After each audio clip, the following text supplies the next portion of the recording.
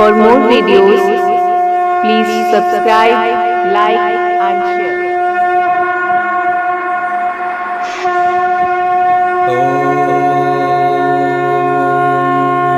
दुर्गे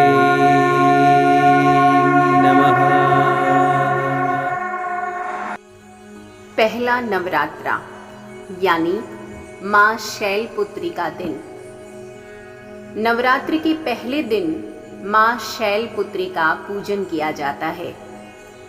कहते हैं कि नवरात्रि के पूरे 9 दिनों तक मां के 9 अलग अलग रूपों की पूजा की जाती है। माना जाता है कि जो लोग अपने घरों में पूरे 9 दिनों तक मां की आराधना करते हैं, माता का आशीर्वाद उन पर व उनके परिवार पर हमेशा बना रहता है। तो आइए आज सुनते हैं पहले दिन की मां शैलपुत्री की कथा। एक बार प्रजापति दक्ष ने बहुत बड़ा यज्ञ किया। इसमें उन्होंने सारे देवताओं को अपना अपना यज्ञ भाग प्राप्त करने के लिए निमंत्रित किया, लेकिन शंकर जी को उन्होंने इस यज्ञ में निमंत्रित नहीं किया। सती ने जब सुना कि उनके पिता एक अत्यंत विशाल यज्ञ का अनुष्ठान कर रहे हैं, तब वहां जाने के लिए उनका मन विकल हो उठा। अपनी यह इच्छा इन्होंने शंकर जी को बताई। सारी बातों पर विचार करने के बाद उन्होंने कहा, प्रजापति दक्ष किसी कारण से हमसे नाराज हैं। अपने यज्ञ में उन्होंने सारे देवताओं को निमंत्रित किया है। उनके यज्ञ भाग भी उन्होंने समर्पित किए हैं, लेकिन हमें जानबूझकर नहीं बुलाया है, कोई सूचना तक नहीं भेजी है। ऐसी स्थिति में तुम्हारा वहां जाना सही नहीं होगा। शंकर जी के ये कहने से भी सती नहीं मानी। उनका प्रबल आग्रह देखकर भगवान शंकर जी ने उन्हें वहां जाने की अनुमति दे दी।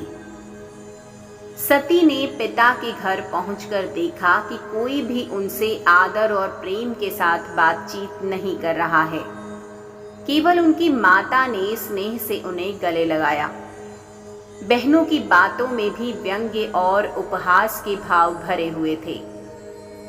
परिजनों के इस व्यवहार से उनके मन को बहुत दुख पहुंचा।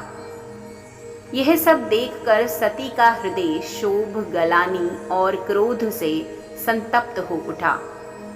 उन्होंने सोचा, भगवान शंकर जी की बात ना मान यहाँ आकर मैंने बहुत बड़ी गलती की है।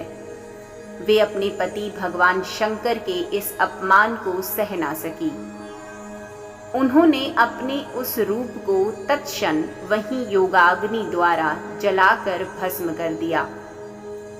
वज्रपात के समान इस दारुण दुखद घटना को सुनकर शंकर जी क्रुद्ध हो अपने गणों को भेजकर दक्ष के उस यज्ञ का पूर्णतः विध्वंस करा दिया।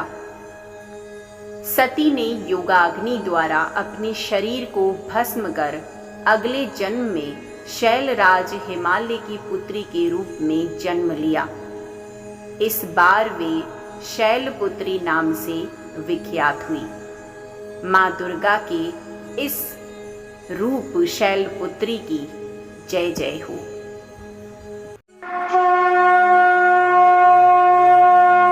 For more videos, please subscribe, like and share.